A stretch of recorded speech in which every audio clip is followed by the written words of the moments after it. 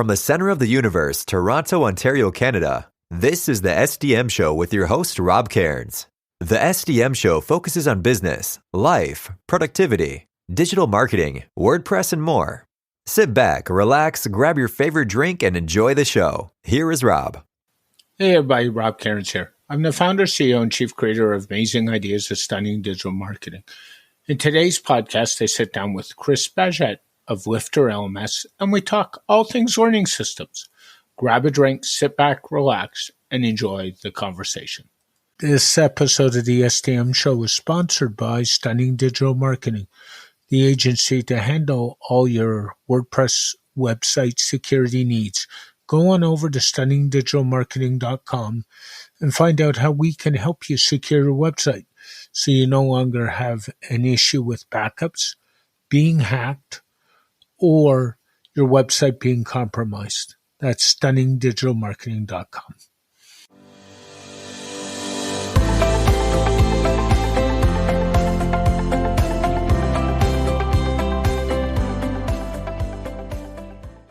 Hey everybody, Rob Cairns here. I'm really excited to have this guest. We met at WordFest, and today I have Chris Badgett of LifterLMS with me. How are you today, Chris? Doing great, Rob. Thanks for having me on the show. Oh, it's such a pleasure. We had a good conversation. We were saying before we went to record, and I thought, oh, geez, I just need to reach out to you and get you on the show because I haven't told you, but I'm kind of a lifelong learner. So this kind of topic fits right into my wheelhouse. Awesome. Lifelong learning is what I'm all about too. So I'm excited to see where we go. Yeah, so am I. And the one tip I'll throw out there is to all those other lifetime learners is don't be professional learners. Actually learn a few things and then implement what you learned and you'll be much better off for it. So I thought we'd jump into one thing I always like to say to WordPress people is how did you get into WordPress? And in your case, how did you get into WordPress and why did you develop LifterLMS? It's a windy story, but it all started on a glacier in Alaska in the early 2000s. I used to live up there for a decade where I ran sled dogs. And in the summer, I operated a sled dog tour business on a glacier you could only get to by helicopter. And there were a couple hundred dogs up there, and the cruise ships would come into the ports in Southeast Alaska, and people would fly up. And the company I worked for, that I managed the company, we would take them out on sled dog rides. We actually lived on the glacier up there. In the winter, I would help my boss train for the Iditarod sled dog race, the 1,000-mile race across Alaska. Yeah. During that time, I developed a passion for leadership and, managing people, personal development, learning about myself. I was always just a big adventurer, and I got to the point where I started learning about websites and I'm really into leadership. I want to create a blog about leadership. So I went to YouTube. I found some tutorial videos about how to create a blog with WordPress. I bought the domain name outdoortribe.com because I'm like an outdoor leadership guy, though everything transfers no matter the context. And that's where I started. But just to kind of go through the WordPress journey quickly, I've been on all sides of WordPress. I've been a blogger. I started building sites for clients after I left Alaska, and I just realized people saw me doing what I was doing, and they were like, hey, can you build a website for my business?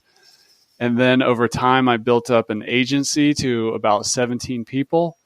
We specialized in membership sites and courses. I was big into things like passive income and online business. So I developed some courses of my own with experts around the world in the permaculture niche.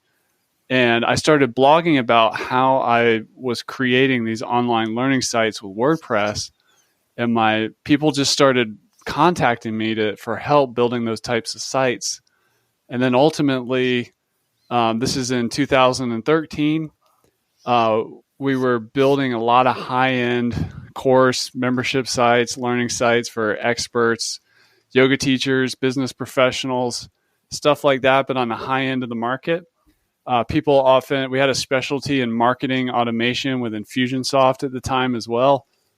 And there was not a good off-the-shelf solution that really combined the needs of the modern membership site with courses and learning and gamification and e-commerce all rolled into one. So that's why we built LifterLMS in 2013 and launched it in 2014. And that's really my journey from blogger to freelancer to agency to product owner. And I've been this WordPress product entrepreneur guy for the past 8 years. That's actually a really incredible journey. It's amazing how we've all gone through different experiences to get to where we've gotten to. And that's just incredible. In terms of learning, and I kind of want to talk learning in general. Yeah. What tools do you think you need in a learning or an LMS system to kind of keep people interested in learning? Because I think one of the things you mentioned in your journey was gamification. And I think that's really important with a lot of people in the learning space. Yeah. We're like the human animal is a learning machine. And I've actually spent a lot of my life not connected to the internet, not inside of a building, and without a lot of technology. And whenever I think about learning, I always go to what I call like the primitives first. So when you're out, like I have a background in another thing called the National Outdoor Leadership School. I took a semester off college to hike the Appalachian Trail. I used to do a lot of mountaineering and rock climbing all over the US, Canada, and the world. And when I go back to those wilderness environments in my history, and I think about learning, like what was it like? Like what made the learning work? Certain things that are present there just translate over to the online world. So things like we often learn in groups or teams, and there's like this social aspect. Just the act of being together creates more engaged learning. Getting rewards as you advance, like, as you're figuring out how to climb a really technical or hard mountain and you get to a certain place where you can at least stand flatly and have a snack, like you get a reward. It's like a milestone, it's a treat. More traditional stuff too, like just the certificate of accomplishment, having that picture on the wall that, hey, I was on top of that mountain that looks impossible to even walk up to. Those kinds of things translate to the online world perfectly. We're just using different tools. So social learning is important, whether you're doing it on your site with, Lifter has something called social learning. There's also a popular tool in WordPress right now called BuddyBoss. There's BuddyPress.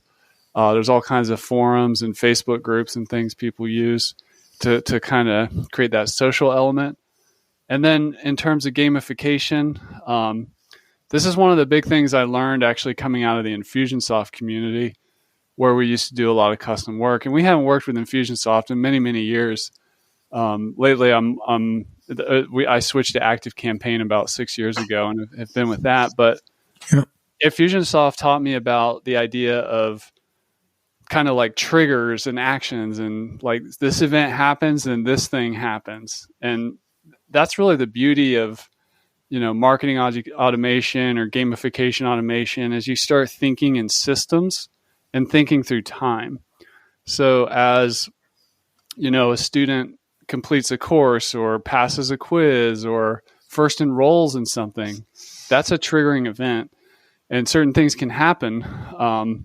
You've got achievement badges, certificates that can happen. You can do points. You can do competitions like leaderboards and stuff. There's personalized emails or text messages that can fire. So one of the biggest challenges is to get people thinking when they're designing a learning experience to not just think about the content, but think about the experience through time and how you can put those touch points, just like climbing a mountain. Like what happens here, or what happens when you cross here, or what happens if you fail here? There's like kind of like negative gamification that can actually work too. So that's the high level of it. We're all kind of competitive too. It's funny. picked up the paper a couple of days ago and I was reading another article, and they were talking more about kids like 6, 7, 8 grades in Ontario, and how it was back on this, we need to do away with marks. And I have a really good friend of mine, and she's going to retire in her last year of her teaching career at the end of this year. And I said to her, what do you think about this? She said, you know what the problem with that is?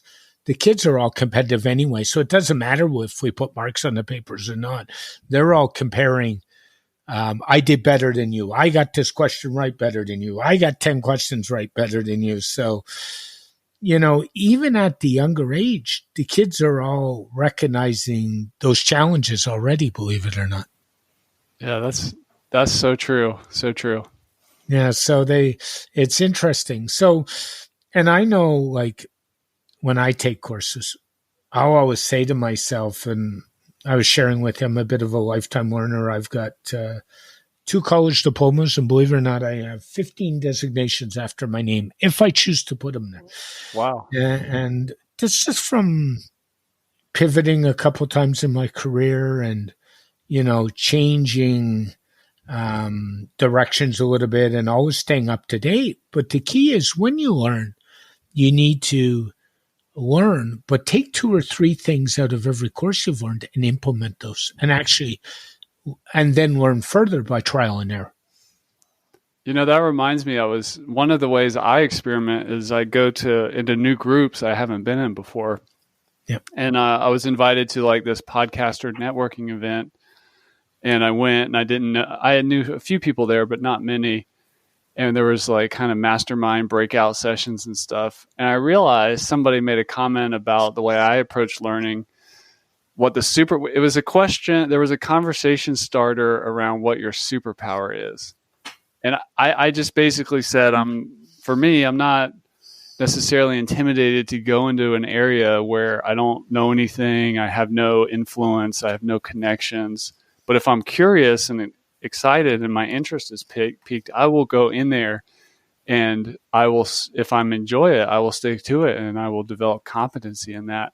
And somebody said to me, oh, you're like because I didn't run sled dogs, but my parents weren't mushers. I have no background in technology. I have no background in business, yet here I am doing those things. I wasn't raised climbing mountains.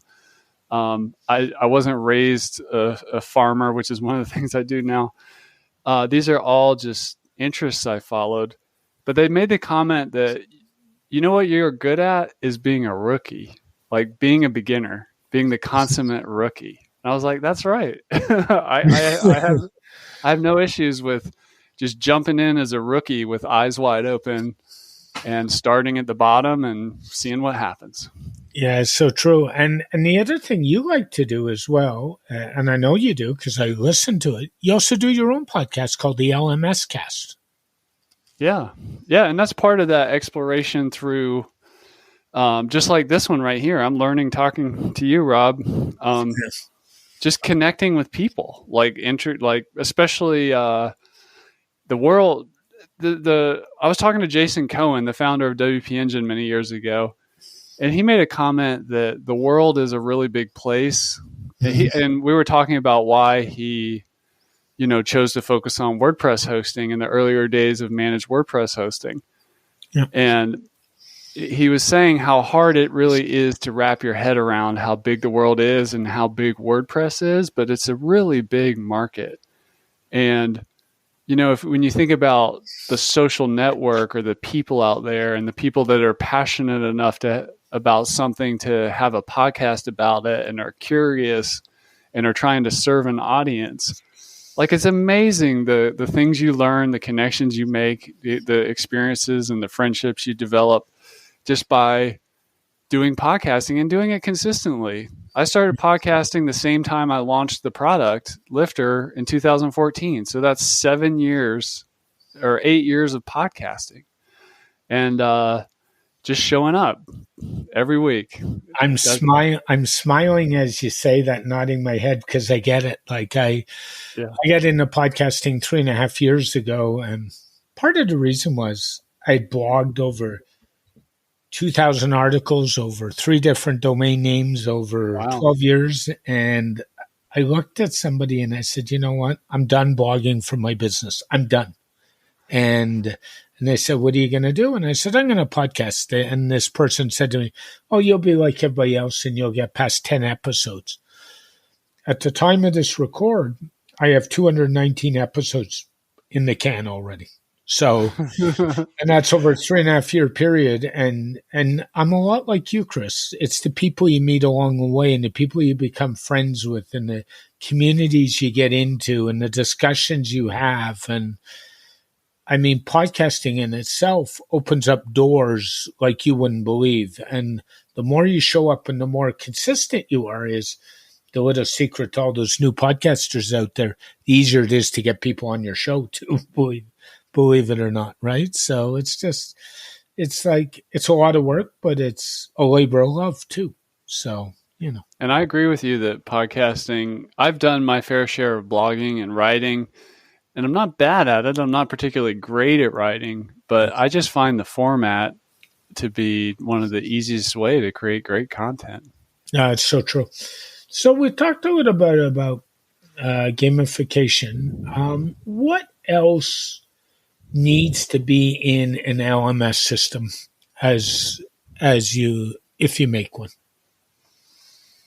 Well, the big one is like, what doesn't need to be in an LMS system? Because we're at a place with technology in terms of what it can do and its affordability and all these free tools even, that it's easy to like kind of overcomplicate a course or a membership site or a training portal, whatever you're going to call it. So I think the most important thing when you come at it is to have like kind of a minimalist mindset. Mm-hmm. What's the minimum effective dose? I have a colleague in the online learning space, another Canadian. His name is Danny Inney. He had this analogy about if you're teaching a course and you're an expert and you're on a plane ride, let's say from Toronto to Seattle or Los Angeles or something, and somebody sits down next to you and they're really interested in what it is you teach, how can you get them a great result in the amount of time of that plane ride if that's all you have? Like, so it's kind of like the theory of constraints. Yeah. So chunking down content into manageable bites is really important. Attention spans have never been lower, but that doesn't mean you can't make really long content either when you have somebody who's really interested and focused and is willing to put in the time. I mean, I was in a membership site for software entrepreneurs, a coaching program actually for 2 years. And I probably went through 400 courses and they were like, each course was probably, maybe it was 300 courses, but each course was about an hour and a half focused on a specific problem that software entrepreneurs at my stage experience. And I went through all of that. It took a couple of years, but I loved it. Great. But anyways, content is obviously a big part. Multimedia is important. I've realized just being in this business and meeting lots of different people that, the whole learning styles thing and personality type differences are very real. Like there are people that hate video. There are people that love video. Yeah. There's audio, writing, putting assignments in so that people can move into action for more of the tactile learners. Having that kind of multimedia, not just like single track content is definitely something that's helpful. If you're just getting started, I mean, it's okay to maybe just do a certain type of lesson or whatever, but the pros really kind of create more of an experience than just chop up content into manageable pieces. I would agree with all of that. And kind of where I was going to go is we've all been through COVID the last 2 years. It's been a hard time. And we've seen an increase in the number of people trying to learn online. And the biggest example is our kids in schools. Now, I know most of the schools are kind of using Google Classroom, which is Google's equivalent, their LMS, if you want to call it per se. has LifterLMS grown in popularity in the last 2 years, or grown in sales? And where are you seeing the biggest increases, if you are? Yeah, it's definitely because of the pandemic, there was an increase. Not as much in like the traditional, like kind of K through 12 market, but where we saw a lot of the growth is from a combination of people that would run conferences and events, kind of moving to the virtual summit or needing to figure out hybrid online live / pre-recorded training. That was a huge thing. There was also just in general a desire in the market for people that had kind of been sitting on the fence about, wanting to do a side project or side hustle to, make a course or something like that. Maybe they got laid off for the job. They got time to do it. Or maybe they just, now that they're working from home, they could actually make this side project more feasible. Maybe they have more time because they weren't leaving the home as much. And there were just, in general, a lot of kind of niche education scenarios, mandatory continuing education as an example for professional licenses. There's literally like 40 different niches that I monitor within the online education niche. So there's never just like this one avatar. But many of them, did have an increased interest in WordPress, LMS, LifterLMS, during this period. And the thing is, even as we're kind of later stage in the pandemic and things kind of getting back to where they were, there's no real sign of this slowing down. So it was more of just like an acceleration with a big spike. And now we're just kind of at a higher new normal in terms of the world and online education and that kind of thing. No, I would agree.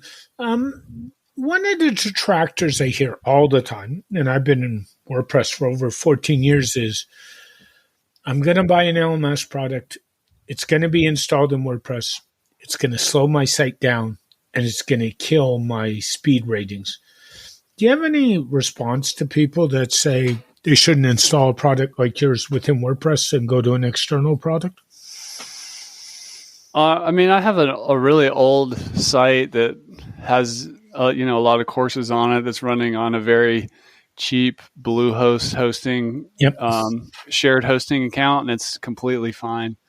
But the reality is that an LMS, it's first of all the fact that you can just add a learning management system on top of WordPress and turn your website into an entire online school, store, gamification, membership site engine thing is pretty amazing. But it does use more resources than like a static blog. Yep. But any online learning site in WordPress, especially in the beginning, it doesn't matter what hosting you use. It will all work. It will all be fine. As you scale up and you get, tens of thousands of users, maybe thousands of concurrent people like hitting the site at the same time, taking quizzes at the same time, teachers running reports in the analytics system and the reporting engine, you need to have more professional hosting at that point. And that's where some solid managed hosting comes in. In our community specifically, we actually get asked this question a lot. So we put together the short list of resources. So some of the top hosts that people really like, and it doesn't mean you have to have an expensive plan, but one that can scale up with you as you need to, are companies like Cloudways, Kensta, WP Engine. Those are some of the top ones. Liquid Web, a lot of people use that, but a lot of people also use the GoDaddies, the Bluehost, the SiteGrounds. It's just a question of scale. But just like an e-commerce store, if your store gets really popular, you have all those transactions and stuff happening constantly, you're going to need a little bit bigger hosting. But at that point, you've got a viable business and you've got the funds coming in the front door to help improve your infrastructure. Yeah. I always say your host has to be your partner in this game. And I don't care what you're doing in the WordPress game, not just a company you hired to dump your site on. And I stress that to people. And, we all know there's some not so good hosts out there, and you go to them for support and you just shake your head. So I think you want your host to be your partner. I think that's the whole key on that one. Now, moving on kind of a little bit, we talked a little bit about that. Now, let's get really specific, Chris. The LMS game is starting to be a little crowded in the WordPress space. What separates LifterLMS from your competitors? What makes your product a little better, in your opinion? From a philosophy standpoint, from day one, we've always just kind of had a general rule that we focus on our customers, not the competition. Mm-hmm. So everything we've built inside LifterLMS has been built from first principles around our first customers were our agency clients. So we built exactly what they needed. And, as our user base grew, we're just super front lines, like with them. For example, after I get off this call right here, I'm going into our office hours mastermind, which is what our top level customers, it's a level of support they have where we host a live call to answer questions, but also connect them with each other and explore strategy help they need. And it's not just tech related stuff. So we're very close to the customer. And so honestly, I don't really look at what else is going on in the WordPress space. We're just super focused on our customers. I will say what I hear from people, because a lot of people do switch to LifterLMS, and they say, why they switch. A lot of it has to do with the level of support that we have, in terms of, we do a bunch of live stuff. We have a really active Facebook group. We have an incredible support team, spend a lot of time with people, log into sites if we have to help them resolve. We work with other plugin companies if people have conflicts to really resolve and not just pass the buck. So that support's a big one. The all-in-one nature of it, it's WordPress, so you can add a lot of other stuff, but Lifter in and of itself, you don't need a separate membership plugin. You don't need a separate e-commerce solution. If you love WooCommerce, we integrate with it, but we have our own as well. You don't need a separate gamification system. All that's built in. So kind of that like one-stop shop that has pretty much everything you need, but is also extendable, is another aspect. And then the third thing we hear from people is just the clean usability, and it just works. It's intuitive. It makes sense to people. Those are really the three things. I love how you say you don't worry about your competition, but you worry about your customers. And one of the things I always stress in the web game is to give your customers exactly what they want, or your viewers or your users. Stop worrying about what you as a course creator want. That, at the end of the day, doesn't really matter. What do the people consuming your course want? What do they want to get? And your company has taken that approach, which is rather refreshing to hear, Chris. It's a really good approach, I think. Hey, it's made all the difference. If you listen, that's probably one thing we do. It's a strength of mine as an individual, but it's also a strength as a company is really that active listening. If you really listen to the market and you care and you kind of get into the weeds with them and you slow down and you talk to enough people, and it's one of the things I like to help course creators with and coaches and people who want to teach online is the biggest mindset shift, if I could wave a magic wand with people, is to turn the focus from being inward. I need to make money, or I want to have an online business, or I want to quit my job, or whatever it is, and focus it outward. Get really clear on that ideal customer, what they want. Become a servant to that person, not so much somebody who's trying to, build their online empire. While those things are great and good, and money's great, and quitting your job and having a business online is all that stuff's great. But if you help the people, and there's a lot of them, and you do it well, and you really stand out, everything else will fall into place. I so agree with that philosophy. I couldn't agree much more. In terms of LMSs, I'm sure some people have come up with some really creative uses for your product that are not traditional LMS products. So I'm going to throw that one to you, and then I'll share with you a creative use I'm working on with LifterLMS. So what's some of the creative stuff you've seen? I've seen people do like live stream sporting events with it. Yeah. Oh, wow. I've seen people deliver like digital templates with it.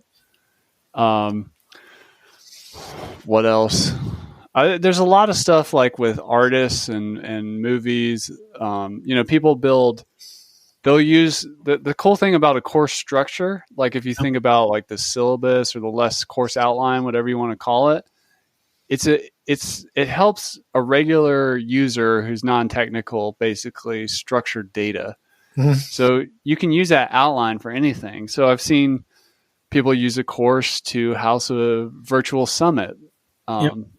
So that's kind of like a more obvious thing, but people do a lot of different things with the course outline. I've seen people write books into it. So it's just structured data. That's the cool thing about an LMS is it helps somebody with something to share, maybe not just teach, but just in general share, to like kind of organize and structure that and for people to map progress through that. So if that spurs any kind of creative idea, it's probably possible with a LMS. So I'll give you two creative ones. One, okay. I've used LMS software before as a customer service portal for things like contracts and stuff because they can't be bothered to build out a membership site. Yeah. And the other thing I'm about to use LifterLMS for is I have a new product I'm launching, which basically customers pay for email support. So they get one-on-one email answers. And I'm about to build that all out into LifterLMS because, again, it's an easy solution instead of building out a whole membership site. That's awesome. Yeah. So sometimes you got to think out of the box to make the tools do what you want them to do for you and work the tool. So, yeah. I think what you said is an important point. The word membership site is really an interesting one. I kind of came into this world of LMS and online courses and information products and all this back in 2010. And at the time, what people would do, especially more in the kind of the expert guru market, is all they wanted was a membership site and a paywall. And they would put all this like premium content and all this stuff like behind the paywall inside the membership site. And maybe they kind of organize it, but there was no like progress tracking or anything. But the industry's really evolved, and we've been a part of that, like help it, especially in the WordPress niche. But a membership site, somebody is a member on your website, and when they are viewing the site as a member, what do they see? Like, there's so much you can do with that concept right there. That's true. That is so true. What in terms of pricing is LifterLMS selling for at this point in time? I know one of the things I would encourage all people to do is you have a $1 trial where you basically can go get a sandbox site to play with to find out if you like the product. I think that's an amazing idea. And then from there, what do you look at in pricing? So similar to WooCommerce, if you're familiar with that, LifterLMS has a free core plugin, which is really powerful in and of itself. About 70% of people use LifterLMS completely for free. So, and they don't need any of our paid add-ons. So just putting out there, the bottom end is free, and free can be very powerful and valuable for a lot of people. Yep. Then we have about 20 different add-ons that do different things. And most people, you can buy them individually, or you can just get the Universe bundle, which costs $360. That has like 12 of them. And then there's the Infinity bundle that has everything. And the most popular add-ons we have are either integrations, like Stripe or PayPal, if you want to take payments for access to your courses or memberships. And then we have things like advanced features, like an advanced quiz system, or if you want to sell into groups, or you want to offer private coaching and kind of like have a private blog between the instructor and students, those are like advanced feature add-ons. And the Infinity Bundle there at the top end is $1,200 a year.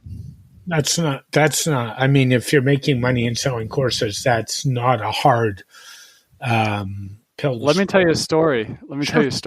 One of my favorite LifterLMS success stories. You can find his whole story on our website on the examples tab at the top of the site. But his name is Ziv Raviv, and he's an Israeli man, and he is what's known as a kid entertainer, and he teaches other kid entertainers basically how to start and grow their businesses. This is a very small niche with, he says, less than 5,000 people in the whole world. You know, a lot of what they do is tie animal balloons, or make make balloon displays, or make costumes out of tied balloons and crazy magic tricks and things like this.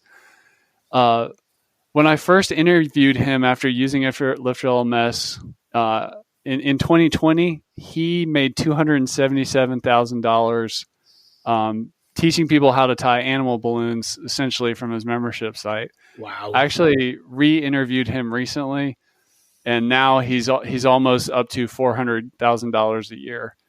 So if you hit the right market, and it can have a great ROI for you. And Ziv I particularly like because he just has so much fun. He's so passionate.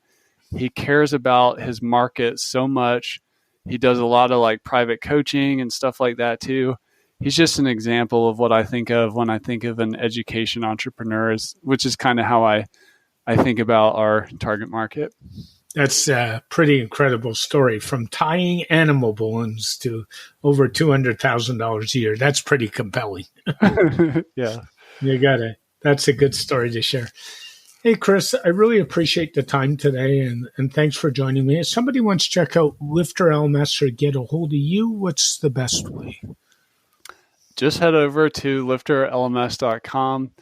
You can always reach us at help@LifterLMS.com. And on the podcast, we do have a podcast called Lms Cast, where I interview a lot of people, not just around the tech side of learning management systems, but things like marketing and instructional design and community building and stuff like that. And that podcast is called Lms Cast. I'm also very active on Twitter. You can always DM me. I'm at Chris Badgett. Yeah, and Chris is easy to find and pretty approachable. So if you need something, reach out to him. Thanks, Chris. Have a great day. Thanks, Rob. This episode of the SDM Show is sponsored by Stunning Digital Marketing, the agency to handle all your WordPress website security needs. Go on over to stunningdigitalmarketing.com and find out how we can help you secure your website so you no longer have an issue with backups, being hacked, or your website being compromised. That's stunningdigitalmarketing.com. A very special thank you to Chris for joining me on this edition of the SDM Show. Thank you for listening to this edition of the SDM Show. The SDM Show is brought to you by Rob Cairns and Stunning Digital Marketing. For more information about Rob Cairns and Stunning Digital Marketing, go to stunningdigitalmarketing.info. From here, you can connect to us on social media, go to our website, and even go to the podcast to subscribe. This podcast is dedicated to my late father, Bruce Cairns. Dad, I miss you very much. Keep your feet on the ground. Keep reaching for the stars. Make your business succeed.